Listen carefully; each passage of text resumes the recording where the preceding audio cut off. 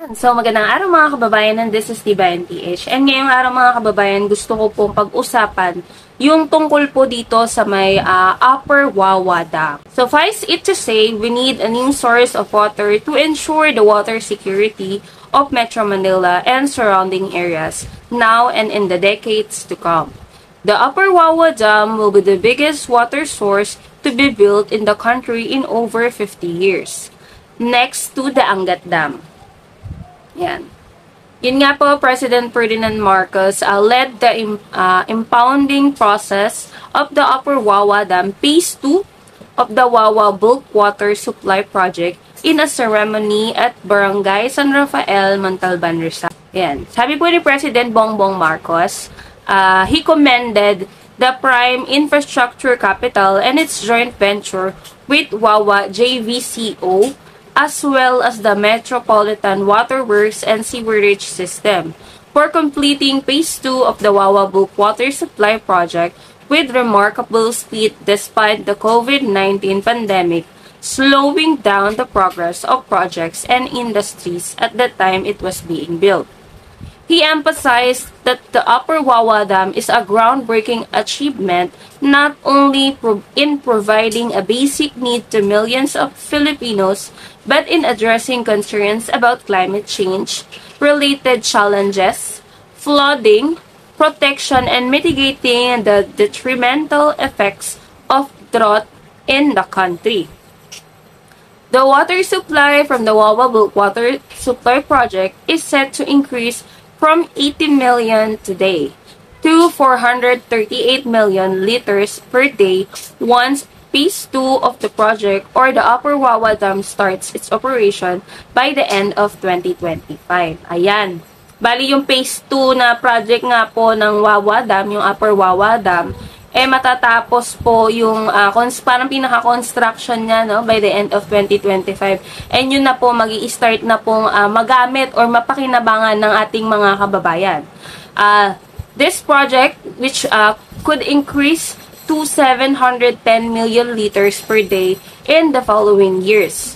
And the President Ferdinand Marcos stated, citing that the project is expected to provide water supply needs to 700,000 households or approximately 3.5 million Filipinos in the MWSS service area. Mga kababayan, malaking bagay po ito lalo na pagka tag-init, no, or pag El Nino, kasi nga madalas po, alam nyo naman, pag El Nino sa sobrang init ng panahon, kinukulang po talaga ng supply ng tubig ng ating mga kababayan. Sa buong bansa to, mga kababayan, nauubusan po talaga ng supply ng tubig. Kaya ito pong proyektong ito, napakagandang tulong po ito at mapapakinabangan talaga ito ng ating mga kababayan. And the Upper Wawa Dam complements other projects being undertaken by the national government across the country, which aim to provide reliable and potable water supply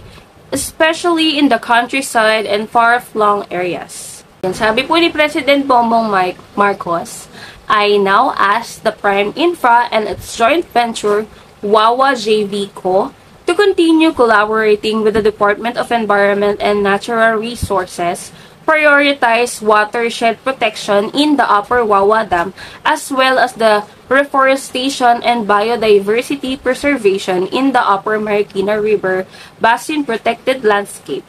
Ayan mga kababayan, bali ito palang proyektong na to ay isang PPP or yung Public-Private Partnership. Ayan. President Bongbong Marcos urged all stakeholders, particularly those operating other dams nationwide, to maximize the use of facilities that integrate other uses for captured water such as generating renewable energy.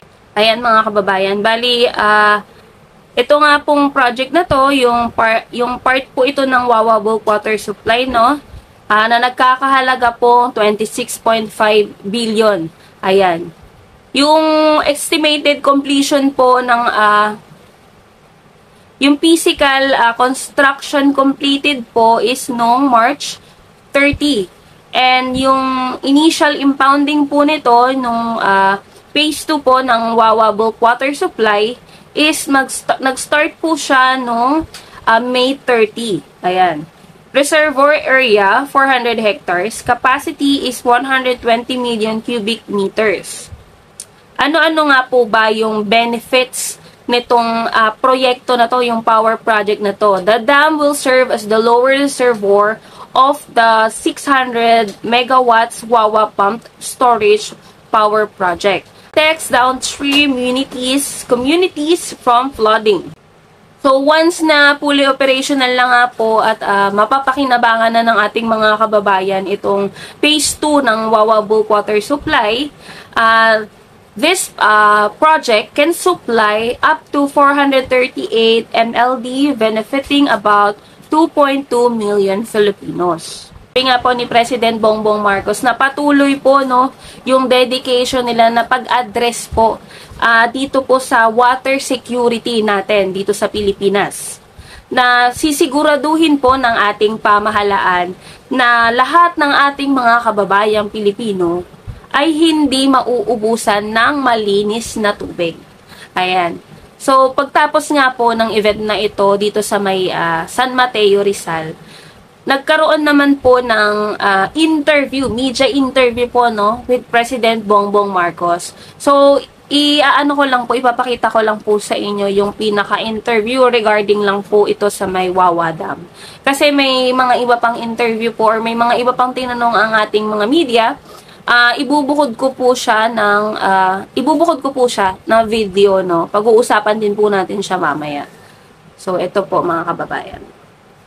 Distribution po ng tubig mula rito sa dam, lalo na po sa mga underserved areas. Well, this is the whole point of this project, this massive project that we have done. Dahil nakita natin kaagad na may mga areas na hindi talaga nagkakaproblema sa tubig.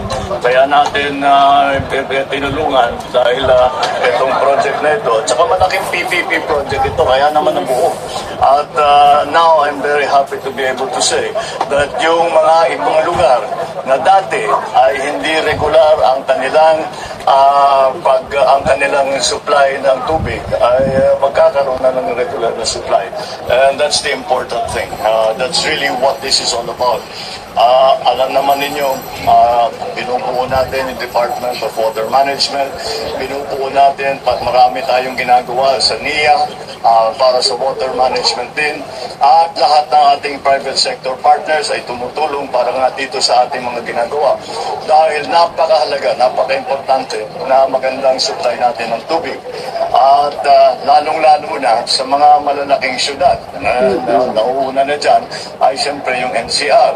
Ngunit kailangan pa rin natin tignan ang mga iba't ibang highly urbanized areas dahil meron din silang problema sa tubig at kailangan natin tugunan yung problema na yan. So this is a very, very good beginning. I hope it inspires other PPP projects that will bring a good supply of water, affordable supply of water, a good supply of clean water to what were previously underserved areas. Ayan, mga kababayan, narinig nyo yung sinabi po ni President Bongbong Marcos. Mga kababayan, malaki talaga yung maitutulong nito, syempre sa ating mga kababayan. Kasi nga po, lalo na pagka ganyan, may El Nino. Yung El Nino kasi hindi naman natin yan makokontrol, hindi natin siya mapipigilan. Kaya nga po ang ating pamahalaan ay gumagawa po ng mga proyekto, gumagawa po ng solusyon sa mga gantong klaseng problema. Kasi po, yun nga, para po rin sa ating mga kababayan, kumbaga hindi man po mapigilan yung mga gantong climate change, yung mga pagbabago sa ating mundo, yung pamahalaan naman natin ay handang gumawa ng paraan para kahit papaano maibsan po yung mga gantong klaseng problema. So yan mga kababayan, i-share ko lang po, at sa mga kababayan natin na hindi pa po nakakapag-subscribe sa ating YouTube channel, sa ating Facebook page, please follow, subscribe po, at i-share nyo po ang ating mga videos para naman po maraming mga kababayan natin ang makapanood po ng mga ginagawa ng ating pamahalaan. Bali, araw-araw po ako nag-a-update. Kung hindi man po sa aking YouTube, nag-a-upload po ako sa aking Facebook at saka sa community po dyan sa may YouTube. Para po kahit hindi ako makapag-commentary, naipapakita ko sa inyo kung ano po yung nagagawa or ginagawa ng ating President Bongbong Marcos. So, yung lamang po and maraming salamat po sa inyo lahat.